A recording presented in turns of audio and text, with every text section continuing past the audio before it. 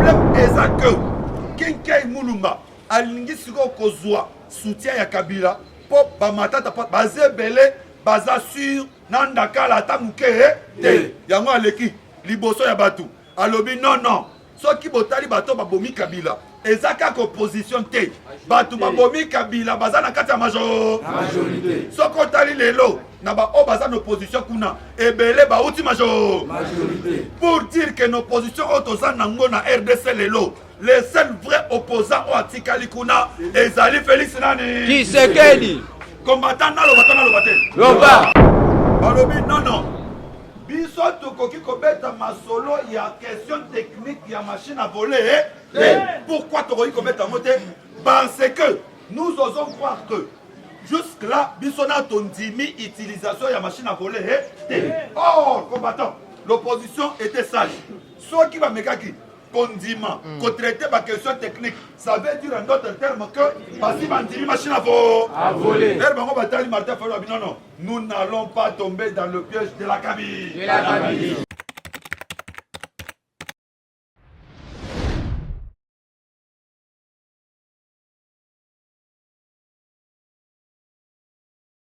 Oui, merci. Na bandeko surtout boza connecté na diaspora, boza kotala biso boza tala déjà Yannick Stopira balobi Yannick Stopira toujours azara na terrain pour na bino abi lelo to kitaki lisusu na ba combattant parlement de bobenga ki biso na ville wa to kitaki par rapport à ba news babi que non baso na besoin ya message ba mo pa que non baza actif baza ko travailler par rapport à évolution ya président Félix Tshisekedi mais to kitaki wana basolo la baloba ki ndeni masolo za ko kende balamusa pe bandeko misusu baza na diaspora balamusa pe bandeko misusu baza na poto wana ba combattre surtout pour na base à la vigilance pour na candidat opposition et ça président Félix Tshisekedi wala ba mbaloba ki makama surtout eza koleka dale bon merci na bandeko surtout bon message toujours ko pesa biso confiance na tindika en tout cas ba image wana na osala pena commentaire troté na ko chaka intégralité botala ndenge nini bandeko basola ki na micro na biso na caméra sa tindika to kitaki wana équipe mobimba tindika to zalaki na ba Mustafa Malembe na Snej na ML Mike Lozola du pe to zalaki équipe mobimba na ndenge ba message toujours ko benga biso to kitaki na 6h30 to zalaki na bandeko baza toujours déterminé baza ko bunda toujours pona candidat na bango bo mo ndeni basola ki ndenge ba message toujours ko sensibiliser ko pesa ba information surtout bango ba message toujours ko loba merci Arifé qui sombe merci Papi Kelly merci à Tonton Diafo Boko Fome, c'est le maire de Lille. Merci à Boamboma Palangana depuis Paris. Azota la biso Abibo Amboma Palangana depuis Paris. Babi très fort. Azota la toujours Tindika za connecté. Merci à Tante Nathalie Mundeke. Merci à Mima Wetu.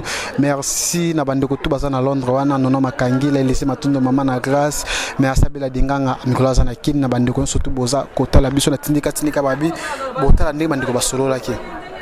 Alors biso na tindika ato ya mabato so bande mso benga ka Yannick Stopira collecte bato miso to collecte miso to chaka bato so to boko mona toujours ba benga biso to solliciter partout yango to sala ka toujours effort numéro eza affiché wana plus 243 81 43 700 et plus de 143 81 43 58 722 bobenga biso bo s'abonner toujours na page na biso tindika to za wana pona bino reportage ba fête na bino ba matanga makamno surtout to za wana toujours pona ko sepelisa bino bo tala intégralité ya image ya bande ko IDPS obosi seraka rappel yango to tika ba mo kande ba lobaki tina suka en plus bo tala makamndenge elekaki na base ya IDPS sont les mandations du peuple et vous combattants de l'IDPS luttons pour la démocratie, la liberté du pouvoir sont les mandations du peuple. IDPS, IDPS, IDPS,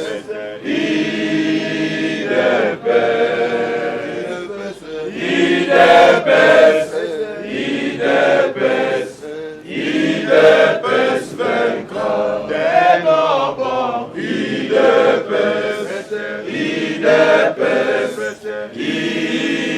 IDPS, IDPS, IDPS vaincra. C'est ça qui est temps. Toloba qui bon ça va. Au torbi accord, au salignon sur totike lona.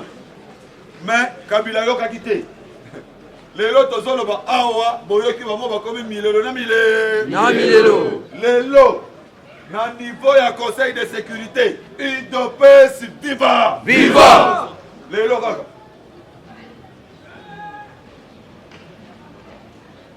na niveau ya Belgique tolobaki après kokutana na président ougandais monsieur Yoweri Museveni boyebi ke soki crise politique eza na mboka na biso oyo batu oyo bacontribue na crise oyo batu maintenir Kabila médiocre na pouvoir awa na RDC ezali ba Yoweri Museveni.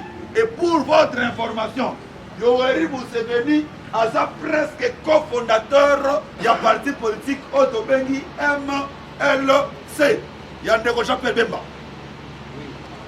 Comme bango balingi mbongo parce que batu basungi Jean-Pierre Bemba na rébellion ezali bango batu bapesi Jean-Pierre Bemba esprit asala MLC ezali bango. Mais tala siko buzoba l'air asali MLC Kabila kamati mbongo a corrompre bango lelo baye baluka Jean-Pierre Bemba bazo soutenir sikoyo Joseph Kabila Kabange le Rwando tanzanien. UDPS viva Viva! na niveau ya communauté internationale qu'est-ce qui se passe lelo omoni ke na obanda likolo pona kitanase bayebisi tous les chefs de l'État africains, sur tous les pays frontaliers, UDPS viva Viva! Vous en avez combien de pays frontaliers? 9. Voilà, tous les 9 chefs d'État. Bayebisi Bamoussous, ceux qui m'ont quitté dans ma RDC, pouvoir na bino nde ekosi. Ekosi là. Mugabe aboyi koyoka, nasuka nango babete kisa. Kisambete. Oyo Zuma, Jacob, aboyi koyoka, nasuka nango babete kisa. Kisambete. Eduardo Santos, Nangola, aboyi koyoka, nasuka nango azupe kisa. Kisambete. Nasuka na nyonso, combattant, ba oba tika ilora ba sasu. Sasu amoni, awa, ewe koyindelanga. Bango nyonso batikali réticent. Bango nyonso batikali calme. Na ebisaki bino boy. Na lobato. Loba! Rolo, ya monsieur Mike Pompeo. Oyo aza secrétaire d'État américain. Tolobaki ezalaki ya ko isolé na ko détruire. UDPS viva. Viva! Après avoir constaté l'isolement ya Kabila, qu'est-ce qu'ils ont fait? Tolobate. Loba! Na moment oyo combattant communauté internationale abandai qu'observer.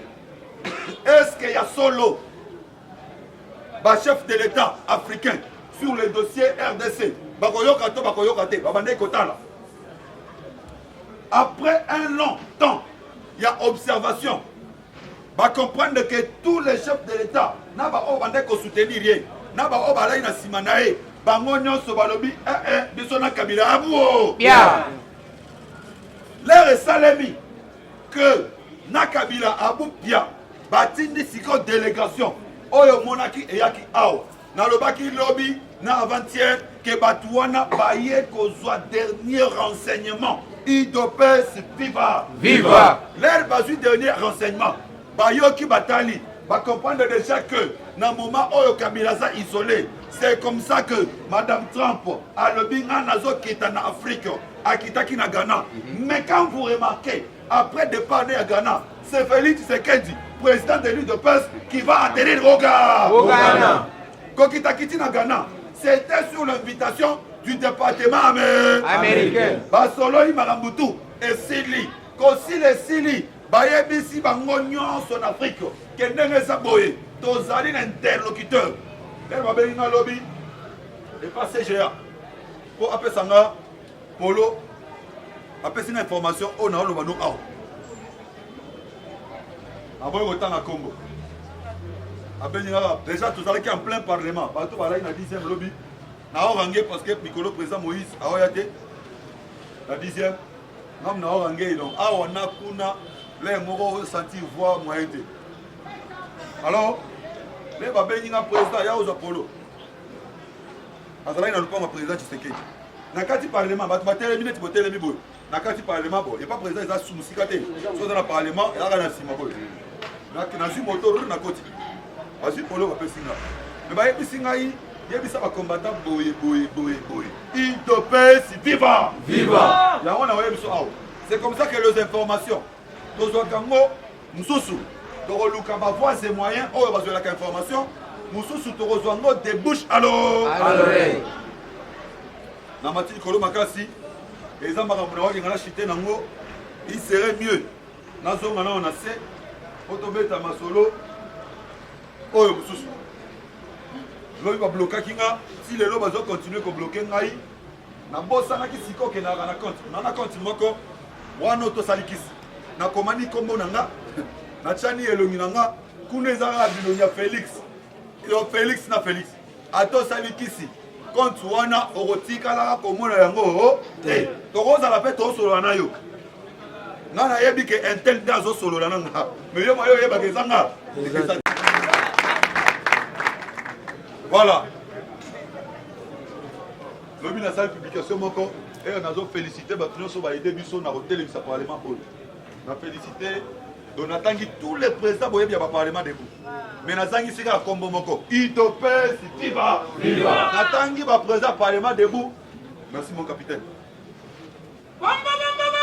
Mabe natangi bakombo ya baprésident mosusu oyo lokola Martin Luther Bidu aza na este natangi kombo na ye baprésident nde moni batelemi awa bango nyonso otangi kombo na bango bon nayebi bango balaka na idopes c'est comme ça que natangi bango eza bango te nape telefone nanga moko eza mayele nakokoma ebele omoni eza ebele kokoma ebele bongo ti sans faute d'orthographe je crois que moto bozoloba na cité wana yeso napesaka 5 ligne ya pamba akokoma ngo te donc nga nasala mosala ebele bongo na bana kokomisa moto oyo afinga ndenge bakonzi mosala yelaka yango wana estce eza normal naboyi kobwaka ye nasali mabe moto moko atundinga me ndenge nini otangi ye te nalobi nono nabosani mpe ebele biso bana bambushima biso bana ba Congo biso bana este nabosani bango donc awa j'ai cité celui qui est avec nous oyo boyi na cité te c'est que azalaka suna biso te voilà merci idopes viva namonaki déjà réaction ya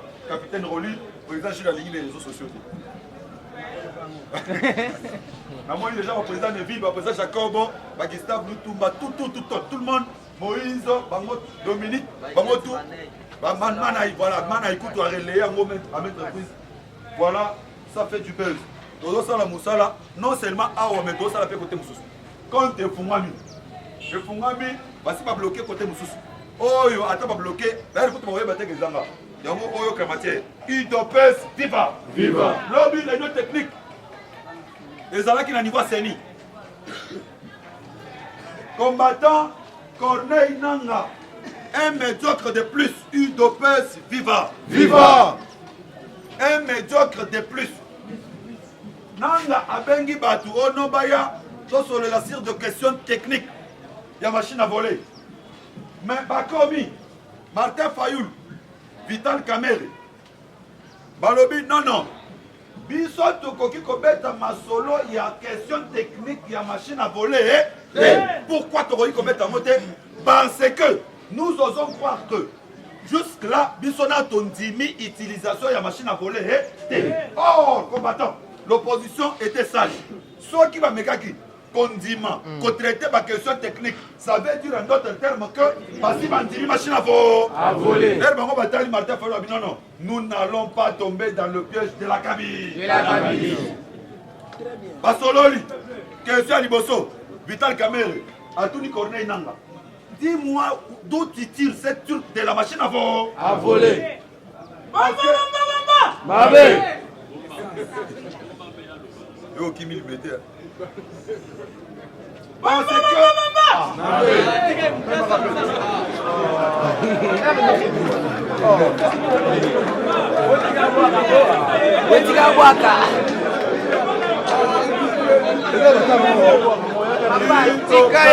viva.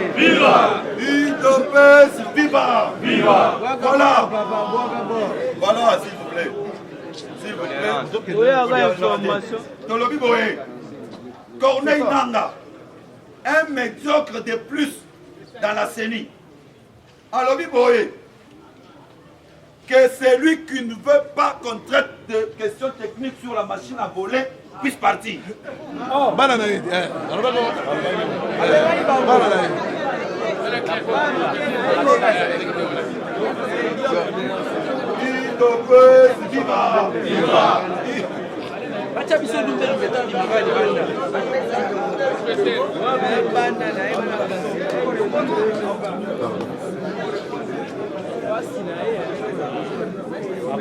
Yango tolobi boye, UDPS viva. Viva. Nanga doit savoir que nous, tous le bango à haute voix, tokobanga kamutu moko ni Kabila Nanga baye bakele to bima libanda pona koloba non à la machine à voler et cause à la scandale. UDPS viva. Viva. Nous avons hérité cette lutte de la part du père de la démocratie, c'est lui qu'on appelle le sphinx de l'imité Mukongo Nchoko. Etienne Tshisekedi Wamulu Amulumba. Yende apesi biso lutte oyo tito za na otinda kuna polo bat ba hotela na o tongo bona ba ropenga ba nazoya nazo bangeloko papa dites-moi c'est lui qui peut avoir le courage ya kolata polo nelongi ya mutuloko la shadar ndakala UDPS viva. Vous savez que phénomène kamina ntapu na niveau ya Kasai bandeko na biso ba kofi bandeko ebele bazalaki égorgé ebele bakufi sous Shadari pendant qu'il azalaki ministre de l'Intérieur. UDPS viva. Le même Shadari immoral, je crois avoir dit mal éduqué, azo se permettre côté le maliboso ya peuple congolais. Oh ayebaki que un jour bakopesa ye ba voix alobi soki muto afingi yo mama na yo yo pe finga ye mama na ye. Je crois que un monsieur comme celui-ci soki aux 8 ans ya kolata polo na ye a combien plus forte raison nga mutu na kolata polo ya Etienne Tshisekedi yo nanga nani akobanga ngai nakoki kobanga te parce que on alati azali icône on alati azali père de la démocratie.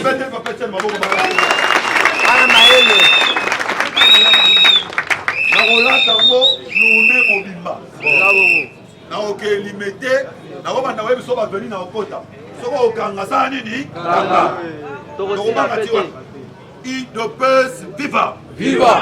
Bruxelles, une dynamique de soutien à Félix Tshisekedi en gestation dans la diaspora.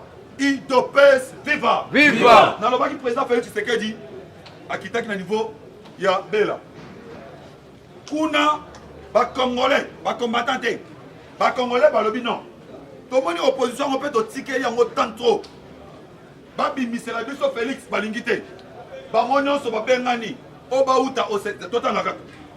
Mercredi 10 octobre 2018, en fin de journée, il s'est tenu à Bruxelles dans la tour square du Bastion, une réunion de plusieurs personnalités de différents horizons politiques est venu de plusieurs pays en vue de mettre sur pied une dynamique de soutien à une seule candidature pour la présidentielle de décembre 2018.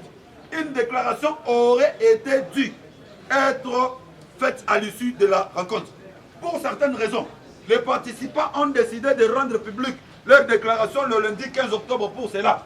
Néanmoins, la presse présente a pu arracher un brin d'information. C'est celle-ci des Congolais de la diaspora, tant en Europe, en Afrique qu'en Amérique, ainsi qu'en Asie et en Océanie, ont décidé de mettre sur pied une grande dynamique de soutien à un seul candidat à la présidentielle. Ce candidat, c'est Félix Nani Tshisekedi.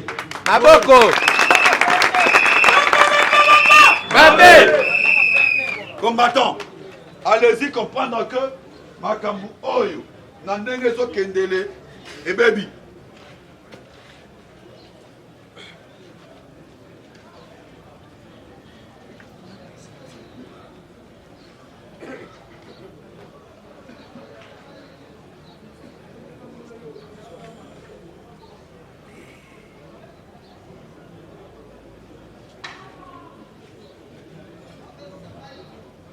Combattant, Tolobelaki Makambuya, interview.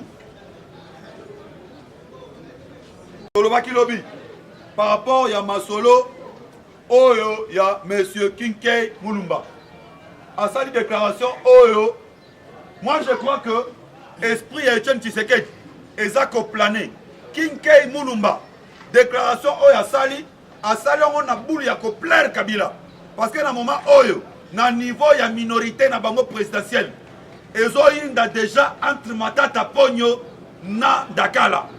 Vous savez aussi que moi c'est président Félix Tshisekedi azali ya Maniema awa sikoyo mabe ekoti na sens nini combattant viva les hommes qui IDPS viva merci.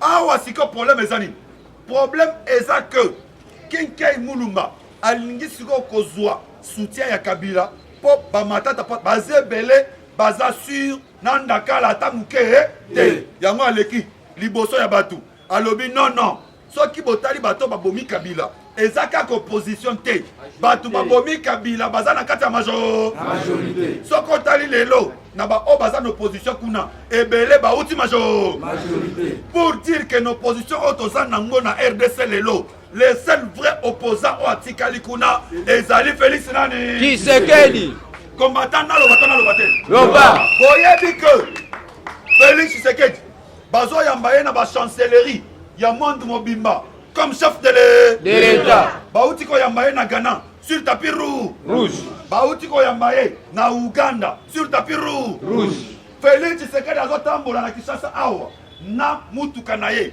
atie mupanzi drapeau RDC mupanzi drapeau ya IDPS Félix Tshisekedi azotambola lokola président de la République matricule ya mutuka na ye basipi ya yango Félix Tshisekedi balobi azosolola na Museveni sur les questions bilatérales. Or dans la politique les questions bilatérales ne peuvent se discuter que entre le chef de l'État.